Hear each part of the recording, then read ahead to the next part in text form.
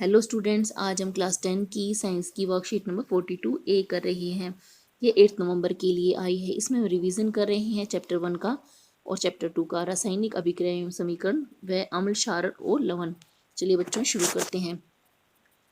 रासायनिक अभिक्रिया जब होती हैं तो उसके हमें कुछ संकेत मिलते हैं, जैसे अवस्था में परिवर्तन, रंग में परिवर्तन, तापमान में परिवर्तन या फिर गैस का उत्सर्जन। रासायनिक अभिक्रियाओं के अनेक प्रकार होते हैं। संयोजन अभिक्रियाएं, वियोजन अभिक्रिया, विस्थापन, द्विविस्थापन, उपचयन व अपचयन अभिक्रियाएं। ऐसे पदार्थ जो स्वाद में खट्टे होते हैं, नीले लिटमस को लाल कर देते हैं, उन्हें अम्ल कहते हैं।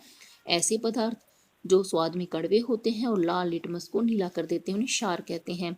लवण ऐसे पदार्थ होते हैं जो अम्ल और क्षार की अभिक्रिया से बनते हैं। उदासीनीकरण, अम्ल की जब क्षार के साथ अभिक्रिया होती है तो इससे लवण व जल बनता है। इस अभिक्रिया को उदासीनीकरण कहते हैं।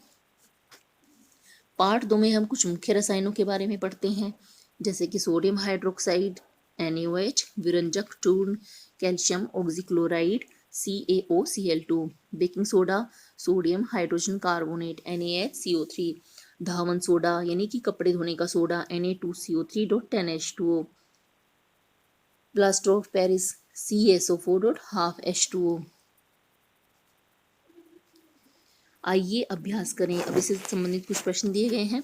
दी गई रासायनिक अभिक्रिया में है उत्पाद है मैग्नीशियम ऑक्साइड, इसका आंसर सी है। Fe plus CuSO4 FeSO4 Cu।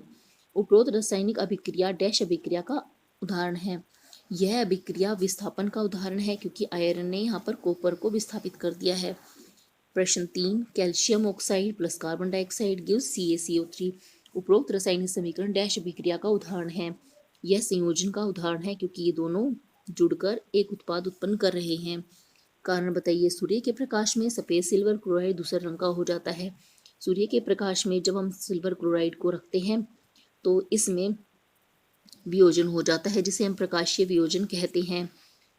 प्रकाशीय वियोजन होने के कारण यहाँ से सिल्वर और क्लोरीन दोनों अलग अलग हो जाते हैं और हमें सिल्वर और क्लोरीन के रूप में ये अलग अलग दो पदार्थ प्राप्त होते हैं।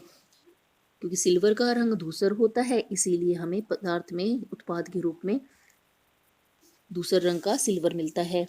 भूरे रंग का कॉपर का चूर्ण जब हवा में रखा जाता है और गर्म कर दिया जाता है तो यह ऑक्सीजन से अभिक्रिया कर लेता है और यह कॉपर का ऑक्साइड बनाता है, जो कि एक काले रंग का पदार्थ होता है।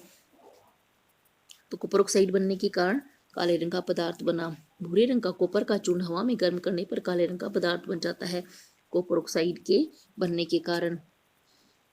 प्रश्न 5, दी गई रासायनिक अभिक्रिया में x का मान लिखिए। यहाँ पर जो ये रासायनिक अभिक्रिया है इसमें यहाँ पर ये x कितना आना चाहिए इसको बैलेंस करने के लिए। आप देखिए यहाँ पे k कितना है 1 और यहाँ पर k है 2 और I कितना है 1 और यहाँ पर है 2।